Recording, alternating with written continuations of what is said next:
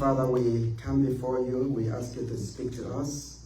Lord, as we open this word, we ask you to open it to our hearts, open our minds to it. Let the Holy Spirit expand it for us, expand it in our hearts. And help us to proclaim this gospel, because your word is the gospel. So may your gospel be heard from this passage. And may our hearts be warmed by this gospel. In the name of Jesus Christ our Lord. Amen.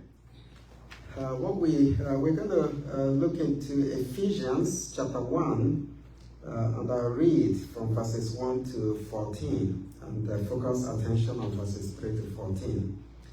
Ephesians chapter 1, beginning at the first verse. It says, Paul, an apostle of Jesus Christ, by the will of God, to the saints who are in Ephesus and faithful in Christ Jesus, grace to you and peace from God our Father and the Lord Jesus Christ. Blessed be the God and Father of our Lord Jesus Christ, who has blessed us with every spiritual blessing in the heavenly places, in Christ, just as he chose us in him before the foundation of the world, that we should be holy and without blame before him in love, having predestined us to adoption as sons by Jesus Christ to himself, according to the good measure and pleasure of his will, to the praise of the glory of his grace, by which he made us accepted in the beloved. In him we have redemption through his blood, the forgiveness of sins, according to the riches of his grace, which he made to abound toward us in all wisdom and prudence, having made known to us the mystery of his will, according to his good pleasure, which he purposed in himself, that in the dispensation of the fullness of the times he might gather together in one all things in Christ, both which are in heaven and which are on earth, in him. In him also we have obtained an inheritance, being predestined according to the purpose of him who works all things according to the counsel of his will, that we who first trusted in Christ should be to the praise of his glory.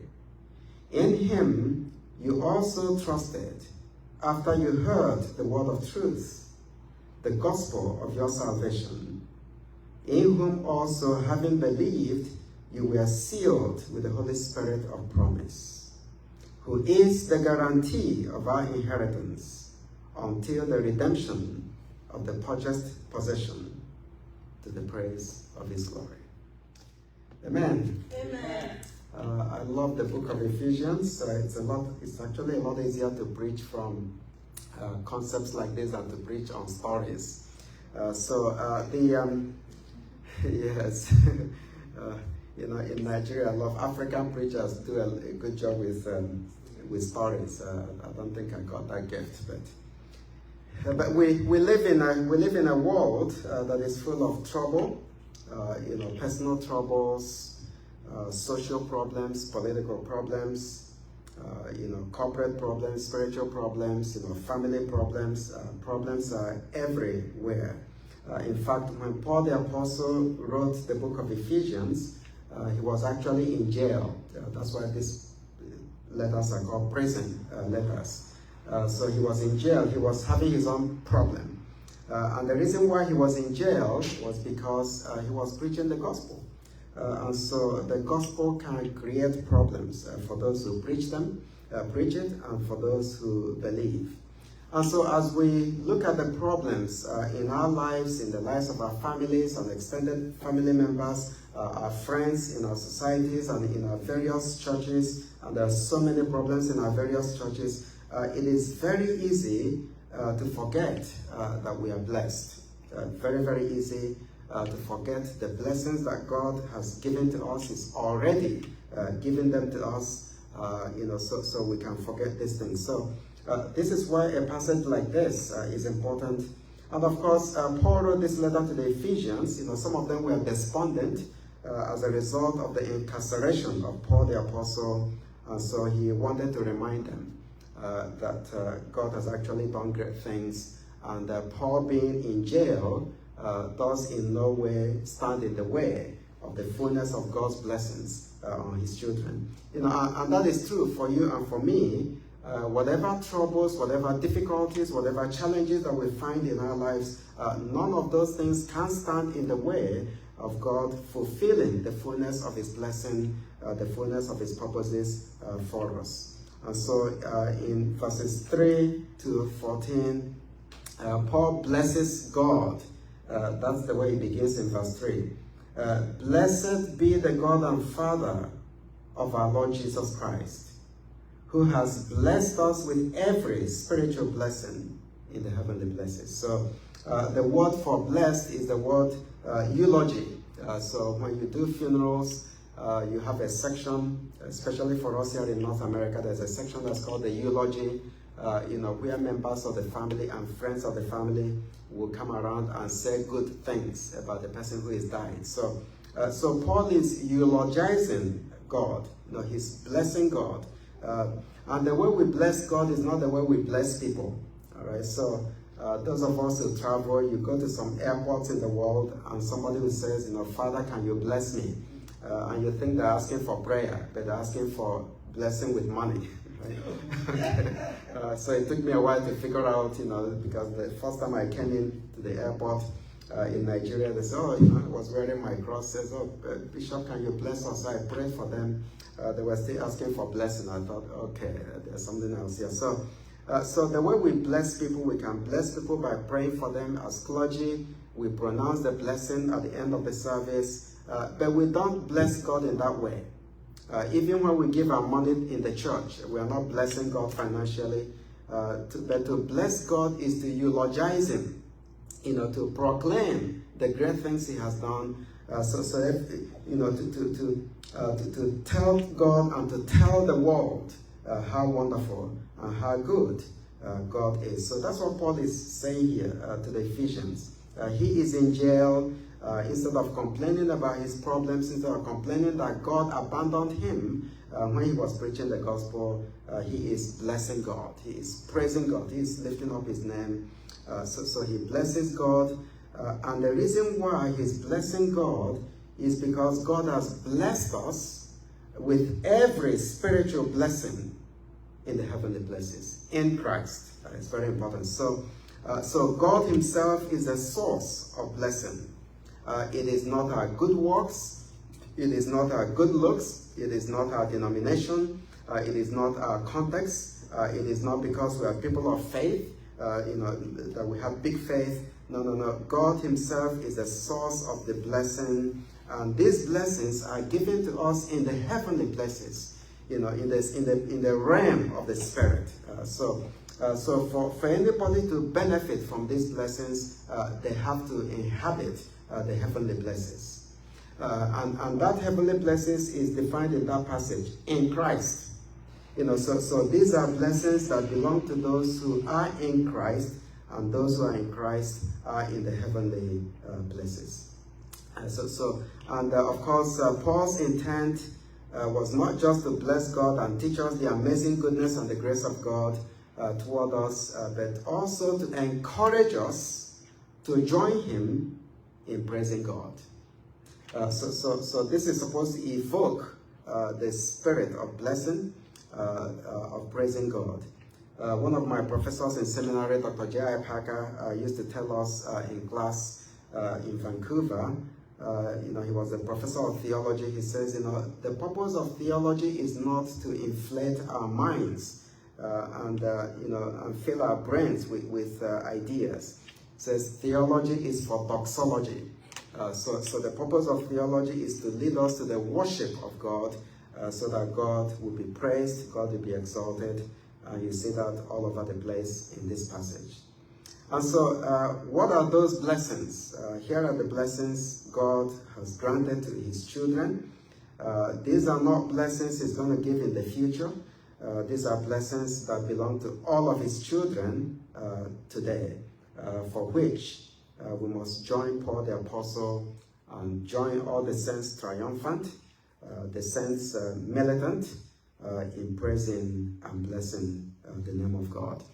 If you're listening to me and you're one of those who have difficulty praising God, the way the spirit of praise comes into our hearts is to meditate on what Paul the Apostle is talking about here, the blessings of God, and then you begin to feel the sense and the reality of gratitude for what God has done. So we look at it first and foremost. In verse 4, he says that God has chosen us in him before the foundation of the world, so that we should be holy and without blame before him in love. So the first blessing that we have here is that, Paul says that God chose us in Christ before the foundation of the world. In other words, before Genesis chapter 1, verse 1, God has already chosen us in Christ for the purpose of holiness and blamelessness. That is the word for justification. So God chose us before he created anything. It's very easy to think, well, A, B, C, D happened and I came into being, but God knew us from the very beginning. So the Lord chose us in Christ to be holy, to be separated unto him, and also to be morally pure, and to be blameless, without guilt before him. Well, this is a battleground in the Christian church over the centuries. There are 4 kinds of election that you find in the Bible, and there are various understandings of the basis of election, and I want to go through that quickly. So 4 kinds of election in the Bible. The first one is national election. God chose the nation Israel to be his people. So that is national election. Every now and then God will choose a certain nation and he says, this nation is going to be my instrument of judgment. So he picks up a nation for different reasons. He chose the nation Egypt to be a place of refuge for the people of Israel in the time of famine, until the time came for them to go into the promised land. So that is national election. God chooses the nation Israel. It is not because of their righteousness. It had nothing to do with how wonderful they were. God made it very clear, I did not choose you because you were good. I did not choose you because you were wonderful people. I chose you because I wanted to choose you. So that's national choosing, election. The second kind of election is vocational election. Where God chooses individuals in the Old Testament, also in the New Testament.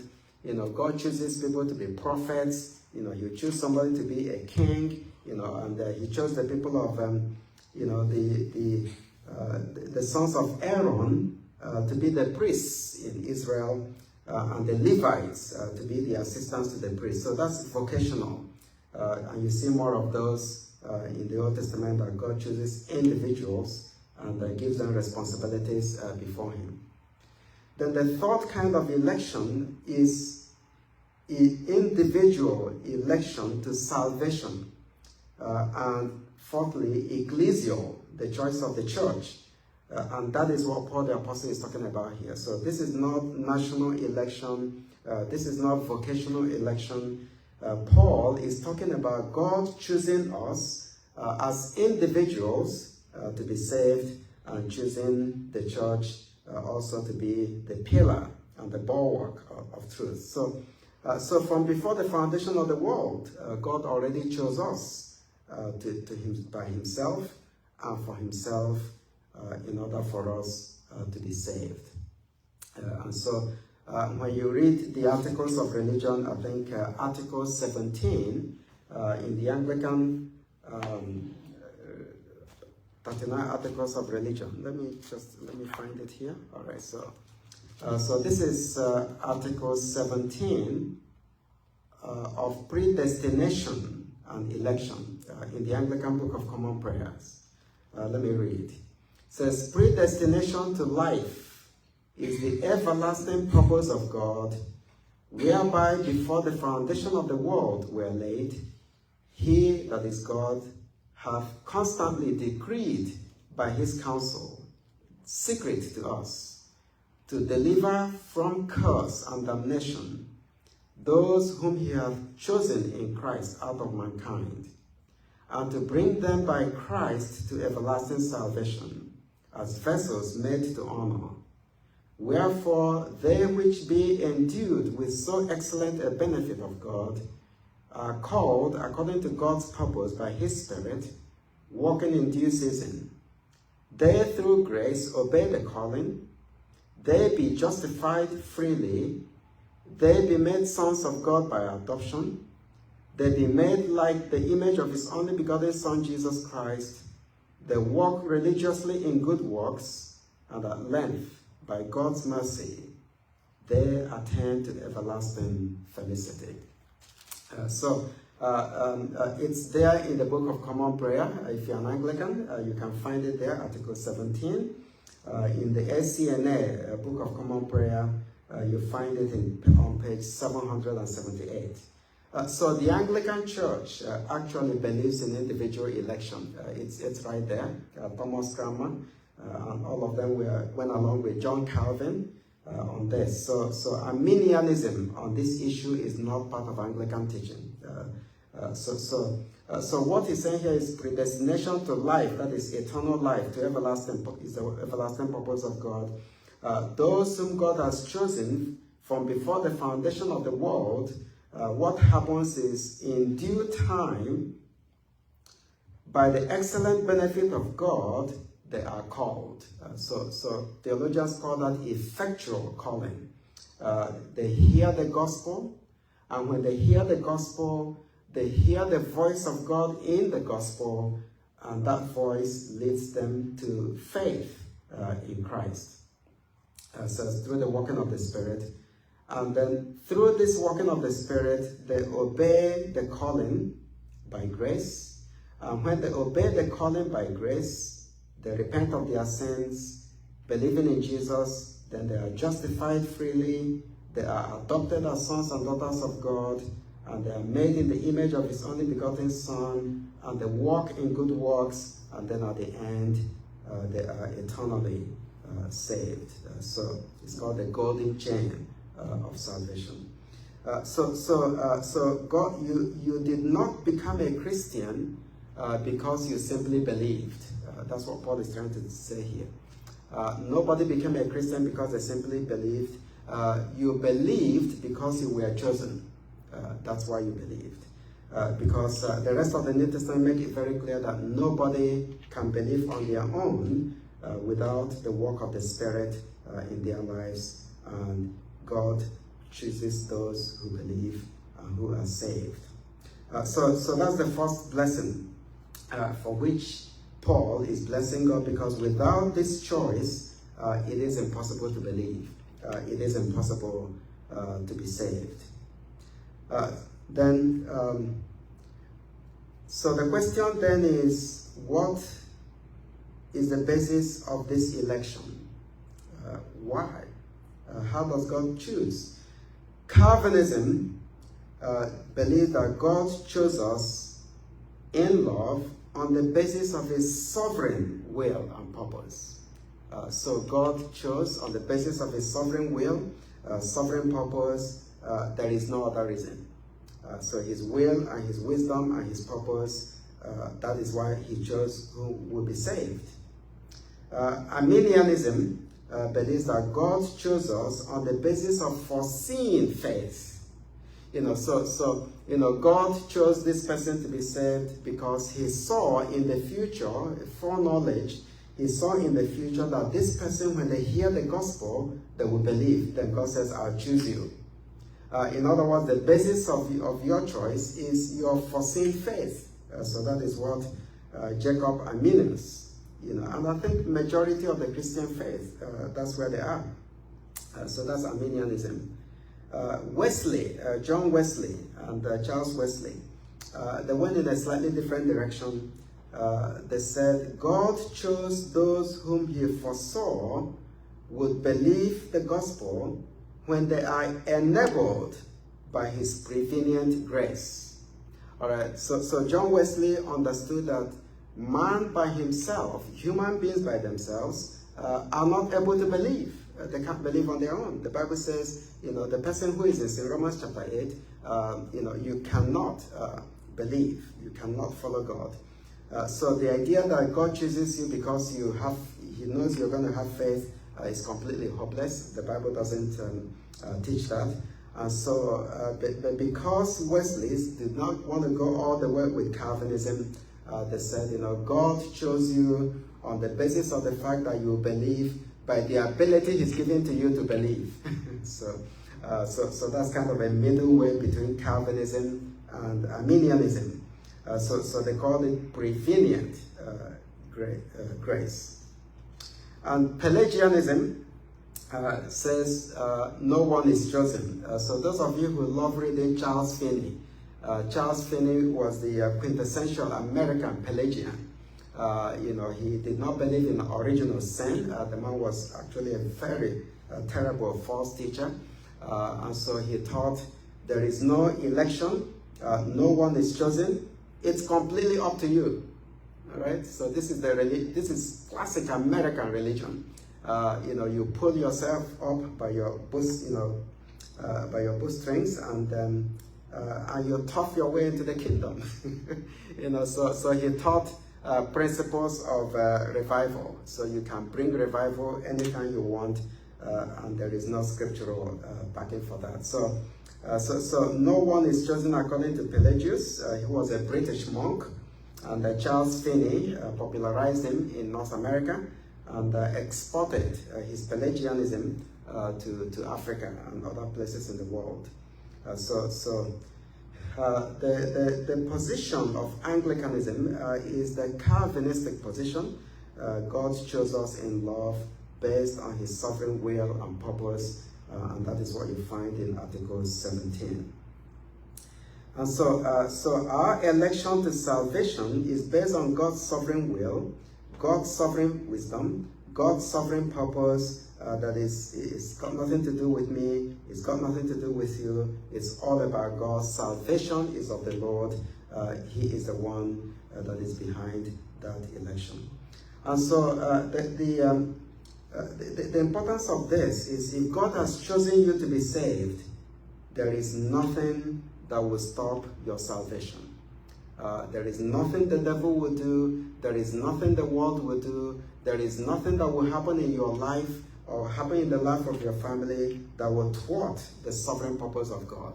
And so our election is secure because we are chosen by a sovereign God who is omnipotent, who is omniscient, and who is omnipresent. He is everywhere, and he will bring us to the fullness of that salvation. So that is good news for us. Those whom he has chosen, he will enable to believe. And that is why you can preach the gospel everywhere, this person believes and the other person doesn't believe. And the ones who don't believe, some of them actually are nicer people. Some of them are very nice people. We used to joke about them when we were in school, the nice unbeliever. So some brothers want to marry a sister. Want to marry an unbeliever. I said, why are you marrying this unbeliever? So he said, well, that lady is very nice. Well, he's an unbeliever, and vice versa. So those whom God has chosen, when they hear the gospel at the right time, the Holy Spirit will quicken them to faith, and they will believe and they will persevere to the end. Secondly, Paul blesses God in verse 5 for our predestination. We are predestined to be his children. So election is to salvation. Predestination is to adoption as God's children. So it's very important to know the difference. So in verse 5 it says, in love he predestined us to adoption as sons by Jesus Christ to himself, according to the good pleasure of his will. So not only did God choose us to be saved, having chosen us, he predestined. This is our destination. This is where he's going. He predestined us to be his children in Christ and through faith in Christ. Dr. J.I. Packer used to call this the highest blessing of the new covenant. So there is no other blessing that God is going to give to me and to you that is higher than being a daughter and a son of the living God. You know, so we are not resident aliens. You know, we are not slaves. We are not just servants, but we are sons and daughters of God with glorious privileges. We have access to the presence of God. We have access to the throne of God. And, you know, because we are sons and daughters of God, we are endued with power, the power of the Holy Spirit to deal with demons and powers of evil. So that is why a child of God is not somebody that Satan can push around. You cannot be a Christian filled with the Spirit and then you're also possessed by demons. So when people tell you, you know, they want to cast out demons in your life when you're a child of God, if you are God's child, you don't have any demon to be cast out. You may have demons oppressing you from the outside. So the oppression is always there, you know, but there is no demon to cast out of a believer because God's spirit and the spirit of Satan cannot inhabit the same child of God at the same time. So as God's children, we have access to our Father. We have access to his throne of grace to receive help in the time of need. And we do have power as sons and daughters of God. Thirdly, Paul blesses God for redemption. You see that in verse 7. In him we have redemption through his blood and the forgiveness of sins according to the riches of his grace. So we are redeemed. So first and foremost, we are elected to salvation. Secondly, we are predestined to be sons and daughters of God. And then thirdly, he says, we have been redeemed. The word redemption is a word that talks about buying back and buying up. You know, so people who are slaves are redeemed, you know. So you pay a price to redeem them. And of course, Jesus paid the price with the blood on the cross of Calvary. And so the question is, to whom did he pay this price? Some theologians said, well, he paid the price to the devil. The devil has no right over us. He did not pay the price to the devil. The Lord Jesus shed his blood on the cross and satisfied the justice of God. And so we are now redeemed. So he paid that to God in his justice. So we are redeemed. We've been bought back. We've been bought up from out of the bondage to sin, bondage to the curse of the law, as Galatians chapter 3 verse 13 says, you know, we've been redeemed from the curse of the law. And if you're not sure what the curse of the law is, go and read Deuteronomy chapter 28 and 29. There's a whole list of curses. Disobeying the law of God is a very dangerous thing. All of us are born under the curse of the law. But Christ has redeemed us from the curse of the law by his death. So we don't need any deliverance from generational curses. All right, so, you know, there are people making money on Christians, on vulnerable people all around the world, especially in Africa, saying to Christians, you know, you're under a generational curse, and so come and give us money, and they will fast for you, right? So we got these people, you pay them, they do fasting for you. Please save your money. Okay, save your money. Nobody can fast for you, and if they have to charge you money in order to do fasting and prayer for you, their ministry is not legitimate. Anyway, so as believers, we are not under the curse of the law. Now, if you are not a Christian, you are under the curse of the law. The wrath of God, the Bible says in Ephesians chapter 2, is upon you. You are dead to sin and under the wrath of God and under the curse of the law. But Christ, and here is the good news, as we sang at the beginning, you know, proclaiming the good news. here is the good news. When Jesus died on the cross of Calvary and shed his blood on the cross of Calvary, he paid the price to the justice of God. He satisfied God's justice. He assuaged the wrath of God, and you were set free. You were set free from slavery to the curse of the law, from bondage to the law, and you and I were set free from bondage to Satan and bondage to the power of death. That is what redemption means. We've been bought back by the blood of the cross. And so our Lord paid the ransom for us, and so we are no longer in bondage to fear, fearing what God will do to us when we die. This is particularly important. At some point, all of us are going to go through the valley of the shadow of death. And as you and I go through the valley of the shadow of death, do not forget that you've been redeemed. And so when Satan comes with his fear of eternal damnation, you do need to remind him that Jesus paid the price, Jesus shed the blood, the ransom was paid, and we are redeemed, and we are reconciled to God. And so we are no longer slaves to sin. We are no longer in bondage to Satan. We are no longer in bondage to fear of death and to eternal hell. So that is good news. And then Paul continues to tell us that not only have we been redeemed, have we been set free, he forgave us our sins. This is verse 7. The forgiveness of sins. How much forgiveness? According to the riches of his grace. That is how forgiving God is. Psalm 104. As the east is far from the west, so far has he removed our transgressions.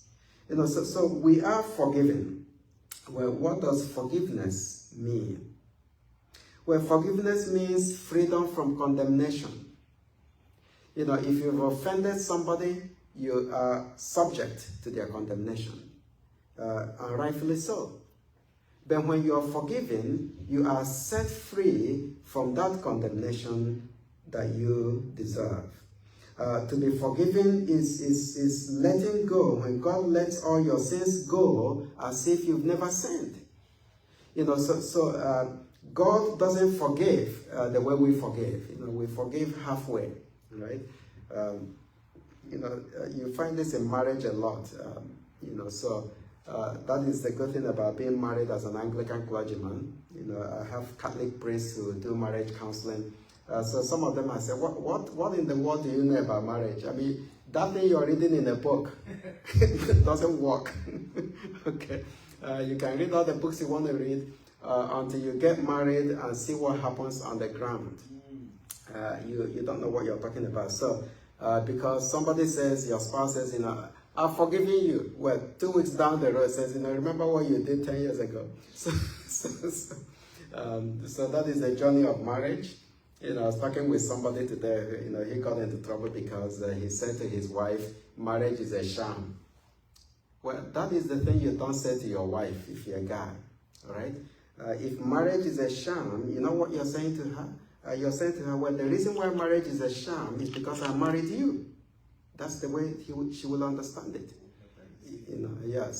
And all the jingoism, they say, that's not what I meant. Well, it doesn't work. All right, so when God forgives, he forgives completely.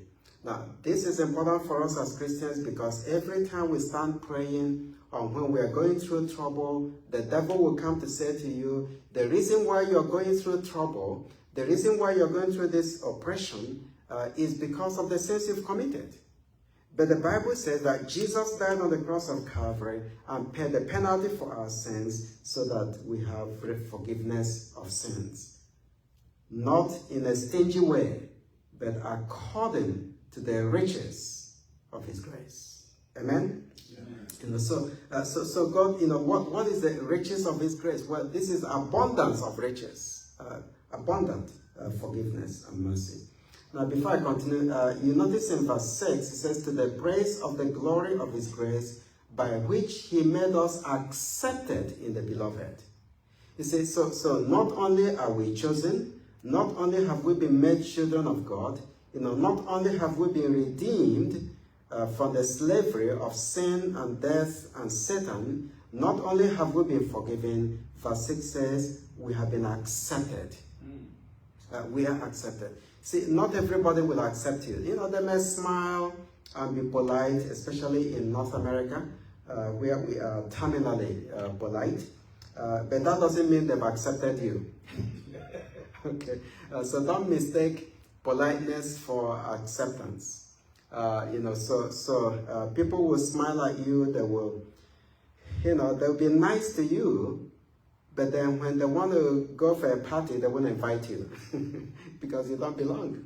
You know, but what's happened here is that God has accepted us. And he did not accept us because we are perfect.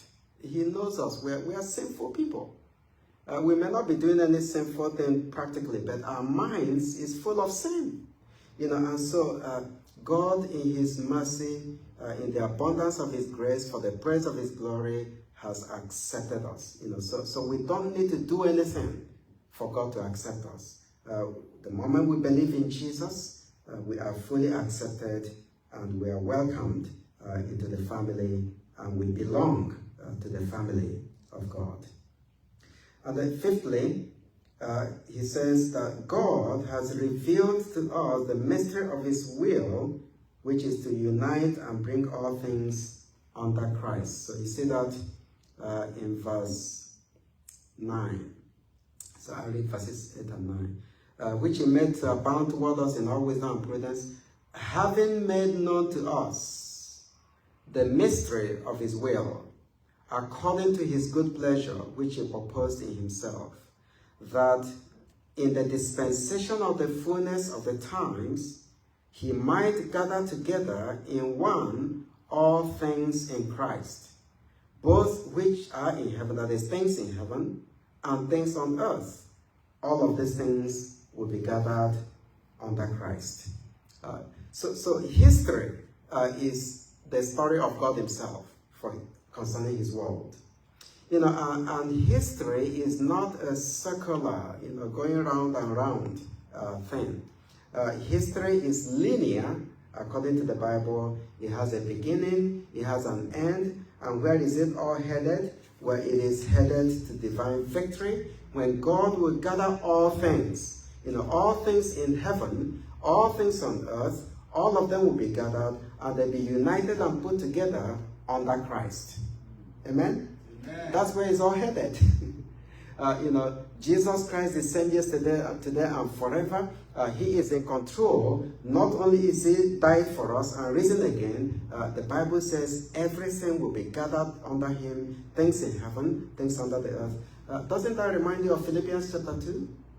You know, it says, you know, because he submitted himself to death, God has highly exalted him and given him a name that's above every name, so that the name of Jesus, every knee will bow and every tongue confess that Jesus Christ is Lord, to the glory of God the Father. You know, everything in heaven and on earth and under the earth. You'll find this again in 1 Corinthians chapter 14. So the Bible is consistent about the direction of history. You know, you hear the doomsday prophecies. You know, the world is going to fall apart. Well, the world will fall apart, but God is in control of the world falling apart. So it's not like, you know, people are so bad, you know, if we get the wrong president in America, everything is going to fall apart. Well, everything is not going to fall apart. God is in control of his world.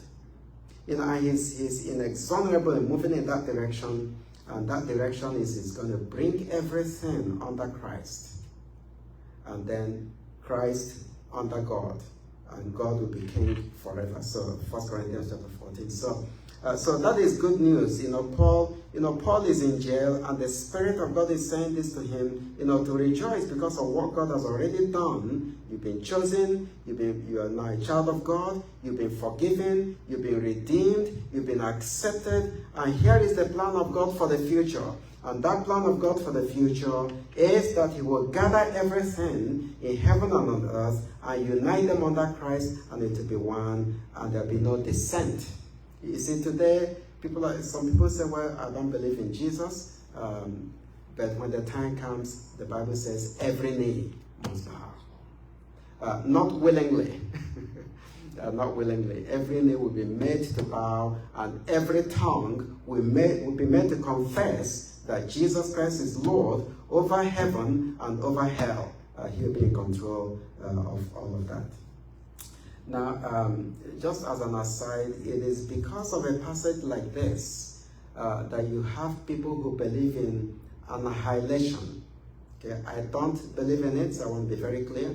But we have, our good brother, Dr. John Stott, who was a foremost evangelical teacher in the evangelical Anglican world in England. He believed in annihilation. In other words, what God will do is, after everybody is dead and people go to hell, at the fullness of time, the dispensation, he calls it here the dispensation of the fullness of the times. All right, when that fullness of the times comes, God will annihilate everybody in hell. All right, so it's called annihilation. Some evangelicals believe that. I don't, and I don't think the Bible teaches that. It is a logical conclusion that is not in the Bible, because the Bible says, for those who believe, they will receive everlasting life. And those who go to hell, they're going to stay in hell for life, for everlasting hell, where there'll be punishment. So Matthew chapter 25. So, but the reality is, hell belongs to God. All right, the devil didn't create hell. God created heaven and created hell, and the people in hell, he put them there. And so in the fullness of times, everybody will be made to submit to Christ. They will not be saved, but they'll be in hell and confess Jesus Christ as Lord and King as they suffer eternally. So Paul continues. Sixth, not only has God told us what's going to happen in the future, so we can be assured that this place is not going to combust and everything will disappear into nothingness, as the philosophers say. We know where this is headed. We're all going to be united under Christ. Sixthly, he says, God has given us an inheritance in the heavens, verses 11 to 12. In him also we have obtained an inheritance, being predestined according to the purpose of him who works all things according to the counsel of his own will. Okay? Once again, God is very clear here. It has nothing to do with our works, our election, our predestination as his children, our redemption, our forgiveness, our acceptance. It has nothing to do with any of our good works. It has nothing to do with God foreseeing our faith. It has to do with what? The purpose of him who works all things according to the counsel of what? His own will. So, Deuteronomy says the secret, the secret things belong unto God, but the things that are revealed so that we may fear him. So God is complex. You look at the world, and if anybody looks at the world and comes out with a God who is simple, the person is not looking well. You look at the colors of the rainbow, you look at the races of the world, you look at all kinds of things. God is a very complex God. Don't simplify him. Please don't simplify him. He does everything in accordance with the counsel of his own will, and that is why he does it that way. So in the counsel of his own will, in accordance with his own purpose, God has given us an inheritance. And you see that again in 1 Peter chapter 1, an inheritance that is what? Imperishable. That is reserved for us, that is kept for us in the heavens. And you get an idea of what this inheritance is when you have time. Read Revelation chapter 21 and 22 and see the description of the new heavens and the new earth. You have an idea of the glorious inheritance. So the inheritance of a beatific vision, we're going to see God face to face. We have a new body and a new home in the new heavens and the new earth. It is full of unspeakable glory and beauty.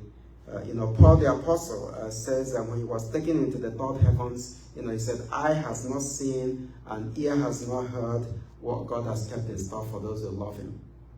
So that is why we shouldn't be running around, trying to be like everybody, because there are better things waiting for us. Finally, of these blessings, he has given us the Holy Spirit. You see that in verses 13 and 14. It says, in him you also trusted after you heard the word of truth, the gospel of your salvation, in whom also, having believed, you were sealed with the Holy Spirit of promise, who is the guarantee of our inheritance until the redemption of the purchased possession, to the praise of his glory. Amen. So here is what God has done.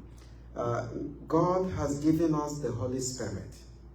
And this Holy Spirit is given to us to seal us. You write a letter, you close the letter, and you put your stamp on it.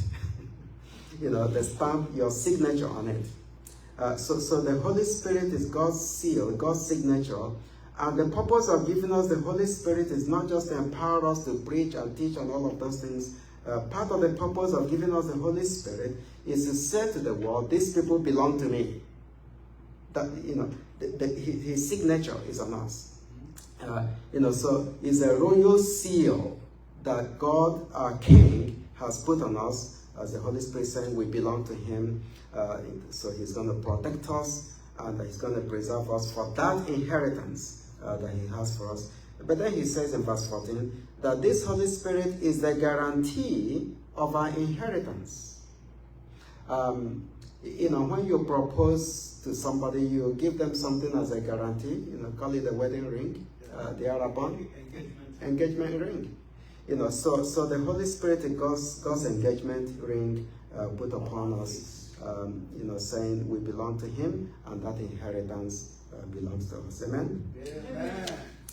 All right, we'll talk about the rest later on. But essentially, this passage is saying all of these blessings are given to us lavishly as a result of his grace and of his love. And of course, all of these blessings are given by his sovereign will and sovereign purpose. And the purpose of all of this is for the praise of his glory. Amen. Yeah, that's it. It's for the praise of his glory, and so that we may praise him. And so, in response to a passage like this, the Lord is very clear. He wants us to praise him. So the application is not very difficult. He wants us to praise him. He wants us to be grateful. He wants us to submit to him. And of course, go to the world and share this good news. That's what Paul is doing here. He's sharing this good news of our election, of our adoption as children of God. He's sharing this goodness of our redemption, of our forgiveness, of our being accepted, and of course of the fact that we have an inheritance waiting for us, and the gift of the Holy Spirit, and of course of the fact that there is a future that will be completely under the control of God. Amen. Let us pray. Our Father and our God, we thank you so much for your love, for your faithfulness. We bless you with Paul. We join Paul to bless you, to praise your name, to exalt your name for these many blessings. And so, Lord, we ask you to continually remind us of all of these things, especially in times of despondency, in times of difficulty. And for our diocese, Father, help us to rejoice in these blessings, and help us to be a blessing to other people as we share the truth of these blessings. In the name of our Lord Jesus Christ, we pray.